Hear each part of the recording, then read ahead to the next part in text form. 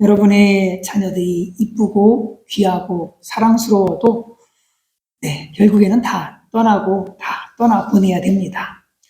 어느 날 갑자기 우리 인생의 마지막이 오게 됩니다. 정들었던 모든 것, 떠나고 싶지 않은 모든 것을 다 놓고 떠나야 될 그러한 때가 옵니다. 이 땅에 영원히 존재하는 것은 아무것도 없습니다.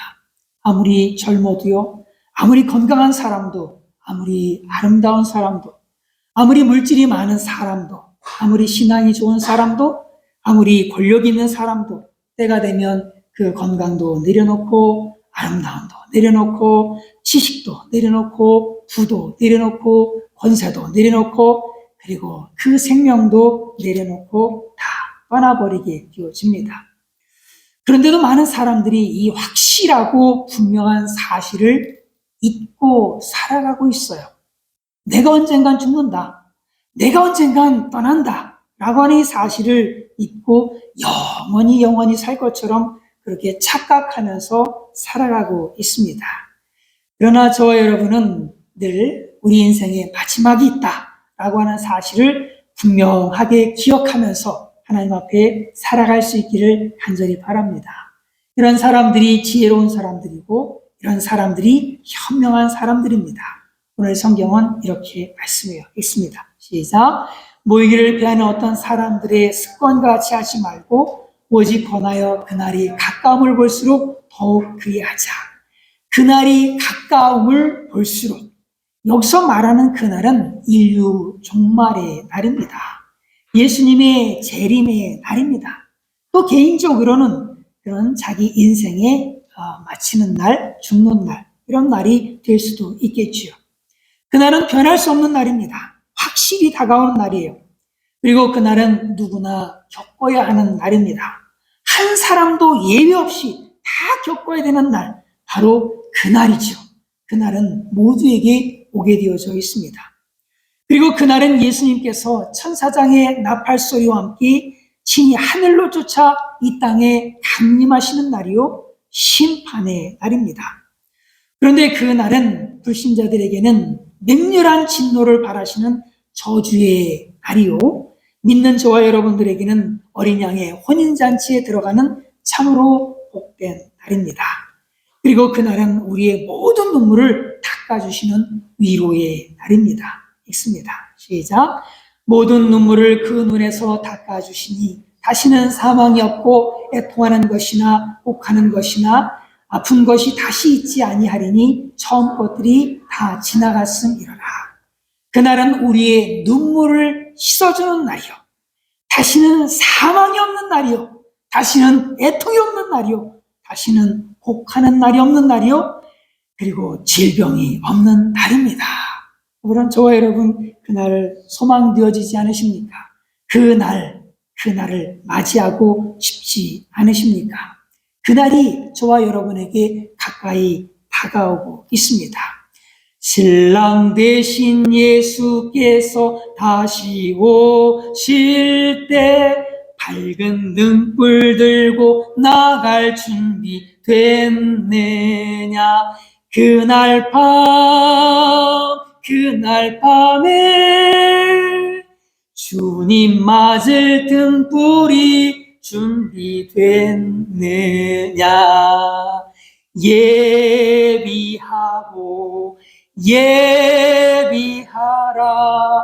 우리 신랑 예수 오실 때 밝은 등불 손에 들고 기쁨으로 주를 맞겠네. 그날이 가까이 오고 있습니다.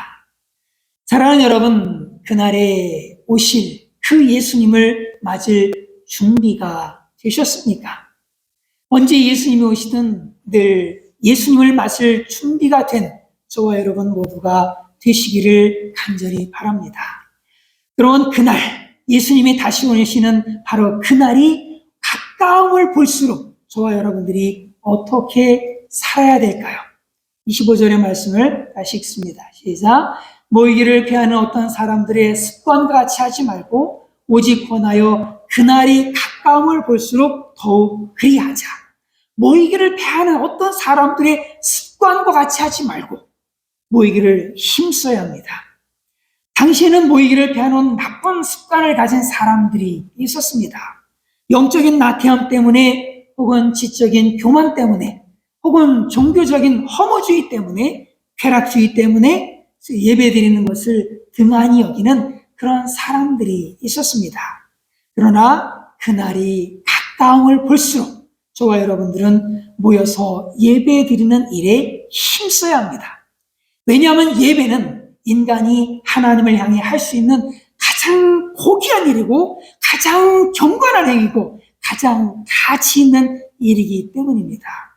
뿐만 아니라 하나님은 이렇게 모여서 하나님께 예배드리는 이러한 사람들을 찾으시고 이렇게 예배드리는 사람들을 만나주시기 때문에 그렇습니다. 읽습니다. 시작. 아버지께 참되게 예배하는 자들은 영과 진리로 예배할 때가 오나니 곧 이때라. 아버지께서는 자기에게 이렇게 예배하는 자들을 찾으시느니라. 하나님이 보실 때 어떤 성도가 가장 예뻐 보일까요? 하나님은 어떤 사람들을 정말 기특하게 여기실까요? 하나님은 정말 어떤 사람들에게 특별한 관심을 가지고 귀를 기울이실까요?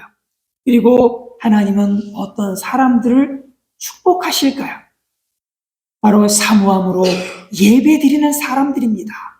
하나님은 예배를 많이 드리는 사람들을 기뻐하시고 이뻐하시고 사랑하시고 그들에게 관심을 가지시고 그리고 그들을 축복하십니다. 그것이 개인적으로 골방에서 하나님을 경배하는 골방 예배든지 그것이 가정에서 가족들과 함께 하나님을 경배하는 가정 예배이든지 그것이 성도들이 함께 모여서 하나님을 경배하는 회중 예배든지 상관없이 하나님은 예배하는 자들을 찾고 계시고 예배하는 자들을 찾아서 그들에게 복을 허락해 주십니다. 그런데 문제가 있어요. 왜냐하면 하나님 앞에 예배드리고 싶다고 해서 아무나 모두가 다 예배드릴 수 있는 것은 아니기 때문에 그렇습니다. 성경은 이렇게 말씀합니다. 읽습니다. 시작. 그러므로 형제들아 우리가 예수의 피를 힘입어 성소에 들어갈 담력을 얻었나니 예수의 피를 힘입어. 정말로 중요한 말씀입니다. 예수님의 피를 힘입지 않고는 그 누구도 하나님의 임재 앞에 하나님의 그 성소 앞에 감히 들어갈 수가 없기 때문입니다. 죄인 우리가 하나님께 나아갈 수 있는 그 유일한 길, 유일한 방법은 오직 예수 그리스도의 피를 의지하는 것이기 때문에 그렇습니다. 성경은 또 이렇게 말씀합니다. 읽습니다. 시작.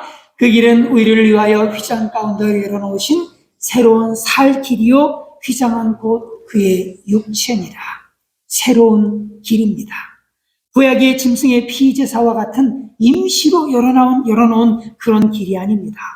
예수님께서 속죄 제물이 되셔서 단번에 열어놓으신 새로운 길입니다. 예수님께서 십자가에서 그 몸을 찢으심으로 만들어 놓으신 새로운 길입니다. 그리고 그 길은 살 길입니다. 그 길은 죽은 자가 살아나는 길이에요. 그 길은 하나님을 만나러 가는 길이요.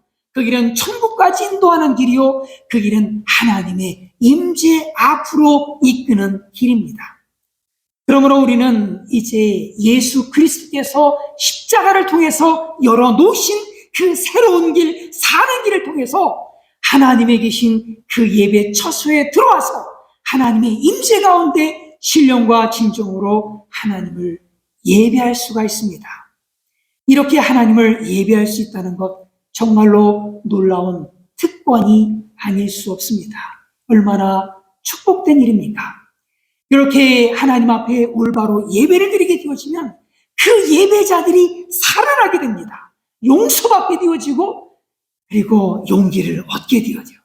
치유받게 되어지고 그 영혼이 회복되게 되어지며 그 영혼이 안식을 누리게 되고 하나님의 위로를 받고 하나님의 음성을 듣고 그리고 하나님을 만나는 역사들이 그러한 예배 자리에서 일어나게 되어지는 겁니다. 주일날 시간 맞춰서 성전에 앉아 있다고 해서 그것이 예배가 아닙니다. 여러분, 예수 그리스도의 십자가의 보혈로 주님의 임재 안으로 들어오시기를 간절히 바랍니다. 그래서 그곳에서 하나님의 음성을 들으시기를 바라고, 그곳에서 하나님의 위로를 받으시기를 바라고, 그곳에서 하나님의 인도를 받으시고, 그곳에서 진정으로 하나님을 경배하는 그런 모두가 되시기를 간절히 바랍니다. 여러분들이 눈에 보이는 그 모든 것이 다가 아닙니다. 주님의 보혈을 의지해서 주님 앞에 나온 사람들이 주님을 만나는 그 은혜가 있어요. 그 은혜를 누리시는 모두가 되시기를 간절히 바랍니다. 우리가 이렇게 예수님의 보혈을 의지해서 주님 앞에 나와서 예배드릴 수 있다는 이 사실, 그 무엇보다도 비교할 수 없는, 이 세상 그 어떤 것과도 비교할 수 없는 정말로 하나님께서 우리에게 주신 특별한 은혜요, 축복이요, 특권입니다. 그러므로 우리는 그날이 가까움을 볼수록 예수님께서 이제 오시는구나, 이제 머지않아 오시겠구나 라는 것을 느끼면 느낄수록 예수 그리스도의 십자가의 그 보혈을 의지해서 더더욱 하나님 앞에 나아가서 예배드리기를 사모하는 그런 모두가 되어야 할 줄로 분명하게 믿습니다. 22절은 이렇게 말씀합니다. 읽습니다. 시작.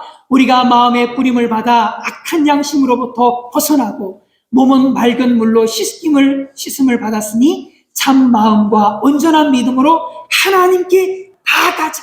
누구나 하나님 앞에 나아갈 수 있는 게 아니에요. 예수 그리스도의 십자가의 보혈에 피로 씻김 받은 사람들이 하나님 앞에 나아가서 하나님의 임재를 경험하고 그 하나님의 음성을 듣고 하나님의 인도를 받을 수 있는 겁니다. 여기 계신 여러분, 저와 여러분, 예수 그리스도의 십자가의 보혈의 피로 거룩해진 줄로 분명히 믿습니다. 그러므로 참마음과 온전한 믿음으로 하나님께 예배드리기를 힘쓸 수 있기를 간절히 바랍니다. 예수님의 십자가에서 흘리신 그 보혈을 의지해서 골방 예배에 힘쓰시고, 가정 예배에 힘쓰시고, 새벽 예배에 힘쓰시고, 수목 기도에 나와서 예배드리시면서 또 주일날 하나님 앞에 예배드리시면서 주님을 뜨겁게 만나시는 그런 모두가 되시기를 간절히 바랍니다. 그날이 가까움을 볼수록, 그날이 가까움을 느끼면 느낄수록 더더욱 모여서 힘쓰는 우리 구세인교회가 되어야 할 줄로 분명하게 믿습니다. 그리고 그날이 가까움을 볼수록 우리는 소망을 굳게 잡아야 됩니다. 또 읽습니다. 시작.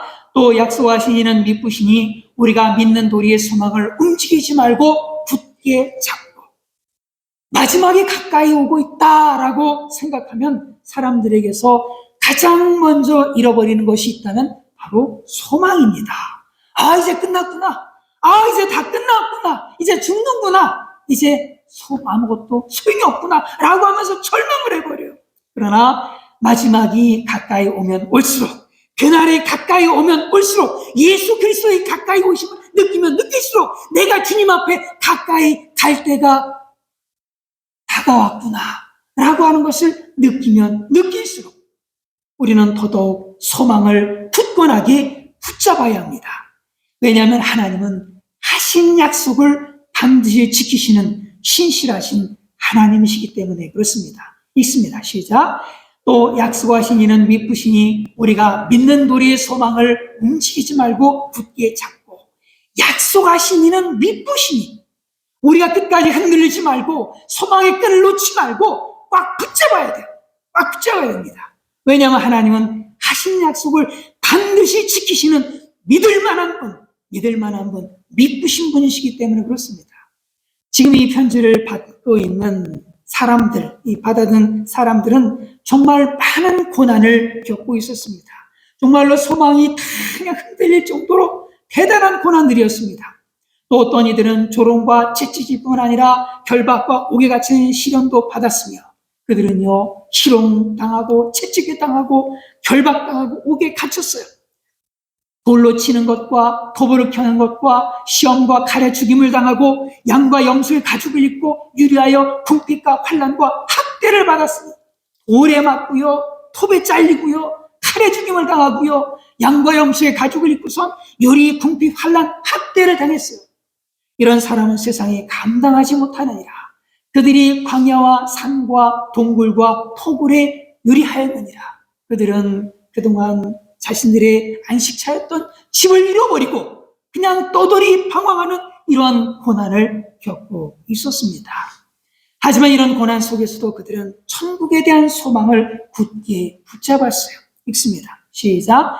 너희가 갇힌 자를 동정하고 너희 소유를 빼앗기는 것도 기쁘게 당한 것은 더 낫고 영구한 소유가 있는 줄 알미라.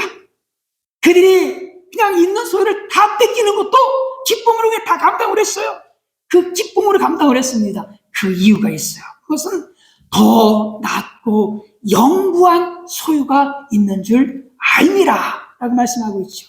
영구한 소유, 영원히 계속되어지는 그 소유, 그것이 뭐예요? 천국에 대한 소유권이죠.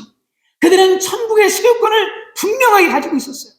저와 여러분도 영원한 하나님의 나라에 대한 소유권을 가지고 있습니다. 그리고 잠시 잠깐 후면 우리는 그 하나님 나라에 거주하기 위해서 바로 그 나라에 들어가게 되어질 겁니다. 그러므로 우리는 세상의 그 어떤 시련과 유혹 앞에서도 결코 그 믿음의 담대함을 버려서는 안 됩니다. 읽습니다. 시작. 그러므로 너희 담대함을 버리지 말라. 이것이 큰 상을 얻게 하느니라. 저와 여러분들에게 큰 상이 준비되어져 있습니다. 담대하십시오. 비록 상황이 어렵고 힘들고 그런 어려움을 만난다 할지라도 그곳에서 담대함을 버리지 마시고 하나님의 약속을 굳게 붙드시고 그 하늘의 소망 가운데 끝까지 믿음을 지키시는 모두가 되시기를 간절히 바랍니다. 하나님께서 이런 저와 여러분들에게 큰 상을 준비하고 계세요. 그리고 잠시 잠깐 후면 오실 이가 반드시 오실 겁니다. 읽습니다. 시작. 잠시 잠깐 후면 오실 이가 오시리니 지체하지 아니하시리라. 예수님 곧 오십니다. 지체하지 않으세요. 지체하지 않으십니다. 하나님 하신 약속을 번복하지 않으십니다. 하나님은 언약에 신실하신 분이세요.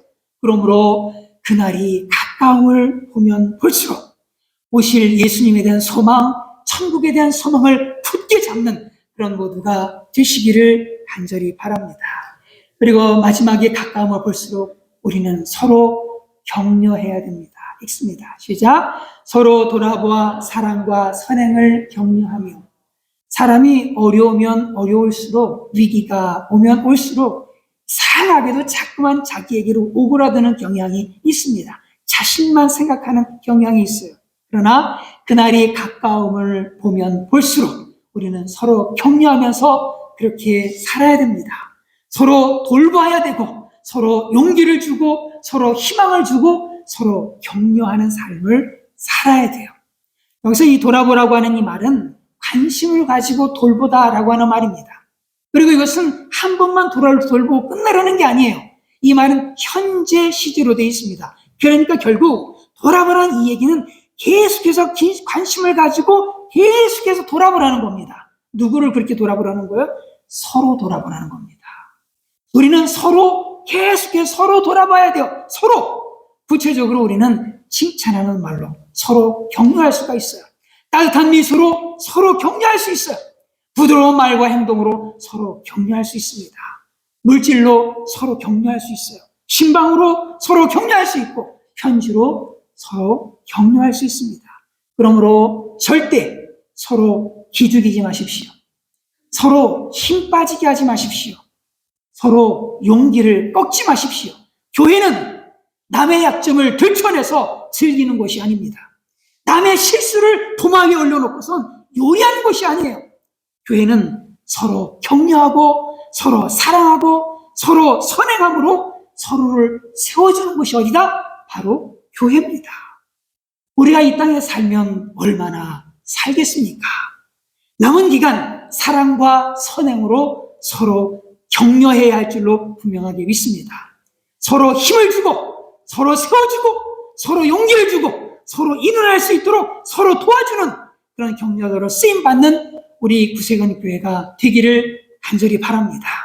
결론적으로 우리는 그날이 가까움을 볼수록 어떻게 해야 될까요? 같이 읽습니다. 시작. 또 약속하신 이는 믿으시니 우리가 믿는 도리의 소망을 움직이지 말고 굳게 잡고 또 읽습니다. 시작. 서로 돌아보아 사랑과 선행을 격려하며 또 읽습니다. 시작. 모이기를 피하는 어떤 사람들의 습관같이 하지 말고 오직 권하여 그날이 가까움을 볼수록 더욱 귀하자.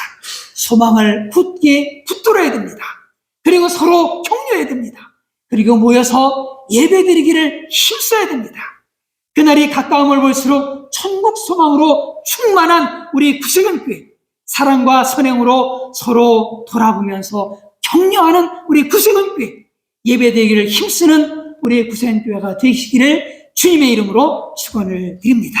기도하겠습니다. 하나님 아버지 감사합니다.